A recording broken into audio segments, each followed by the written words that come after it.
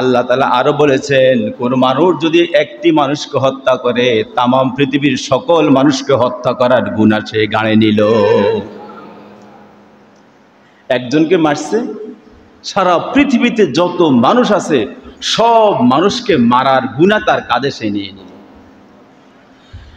আল্লাহ রাব্বুল আলামিন আরো বলেছেন, ওমাইয়াকতুল মুমিনান মুতাআম্মিদান ফাজাযাউ জাহান্নাম। যে ব্যক্তি কোনো মানুষকে অন্যায়ভাবে হত্যা করলো সে যেন জাহান্নামে গেল। অর্থাৎ জাহান্নাম ছাড়া তার আর কোনো পথ নাই। অন্যায়ভাবে কাউকে মারা মানে জাহান্নাম তার কাঁধে নিয়ে নেওয়া। আর বিশ্বনবী বলেছেন, সিবাবুল মুসলিম ফুসুকুন ওয়াল কিতালু কুফরুন। কোনো মানুষকে গালি দেওয়া মন্দ, ফাসিকি কাজ, আর কাউকে হত্যা করা কুফরি কাজ। তারপরেও আমরা মানুষকে মারি নাকি বাঁচাই রাখি বলেন? অন্যায়ভাবে, ন্যায়ভাবে হলে তো হতোই, কিন্তু অন্যায়ভাবে এই জমিনে বহু মানুষ ইন্তেকাল করেছে, মারা গেছে, এটা ঠিক কিনা? কথা ঠিক না?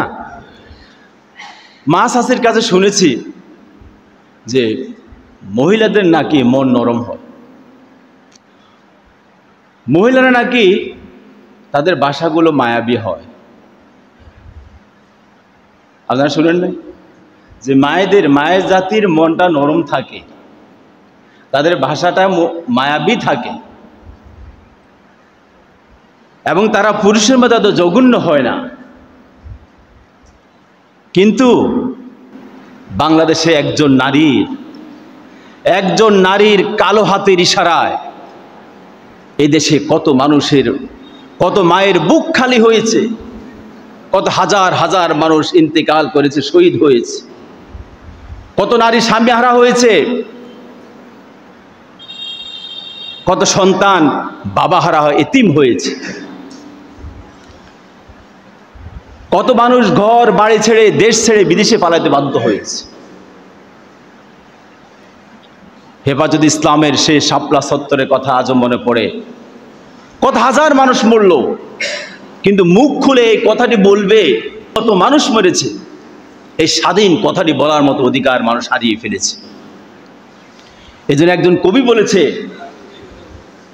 ধরা যাবে না, ছোঁয়া যাবে না, বলা যাবে না কথা, রক্ত দিয়ে ফেলাম শালার এমন স্বাধীনতা। আয়না ঘরের কথা নাই বললাম, যে আয়না ঘরে মানুষকে দিনের পর দিন নির্যাতন করে কত মায়ের বুক খালি হয়েছে দুপে দুপে কেঁদে কেঁদে। গোলামুল আজমের ছেলে আমিন আজমি তিনি বলেছেন, আমার হাতে যে গামছাটি তোমরা দেখতেছ, এই গামছার মাঝে আমি কি পরিমাণ চোখের পানি আমি বুঝেছি। যদি এই চোখের পানিগুলোকে যদি একসাথ করা হয়, পুকুর নয় একটা দিঘির পানি পরিমাণ হয়ে যায়। 8টি বছর পরে তিনি বের হয়ে আসলেন, এসে দেখলেন বাবা নাই। বাবাকে বিগত সরকার নাটকীয় অবস্থায় তাকে হত্যা করেছে। মা মারা গেছে, স্ত্রী 7 বছর স্বামীর অপেক্ষায় থাকতে থাকতে এরপর আরেক জায়গায় বিবাহ হয়ে গেছে। 2টি সন্তান, মাও নাই বাবাও নাই। সে আমান আজমি যখন ফিরে আসলো, ঘরে এসে কেউ নাই, মা নাই, বাবা নাই, স্ত্রী নাই, সন্তানরা বাবাকে চিনে না। শত্রুকে তো এমন শাস্তি কেউ দেয় না।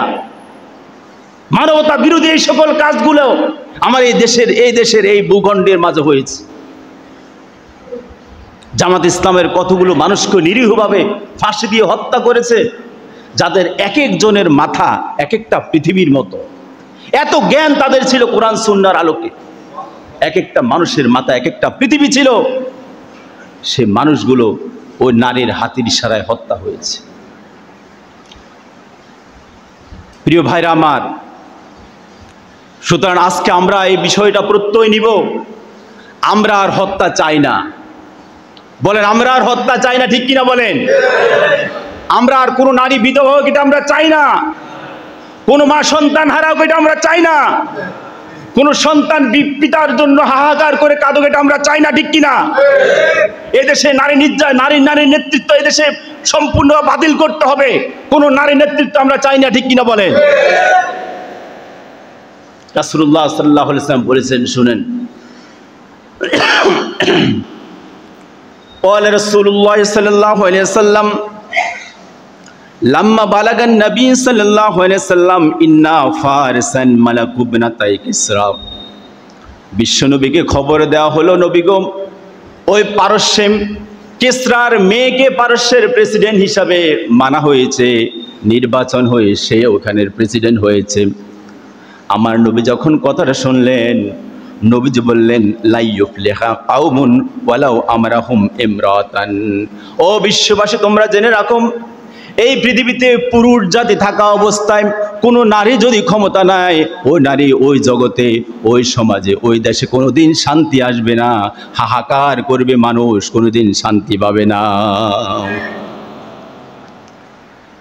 আল্লাহ রাব্বুল আলামিন কোরআনে বারবার বলেছেন আর রিজালু কাওয়ামুনা আলান নিসা, পুরুষ জাতি নারীকে শাসন করবে।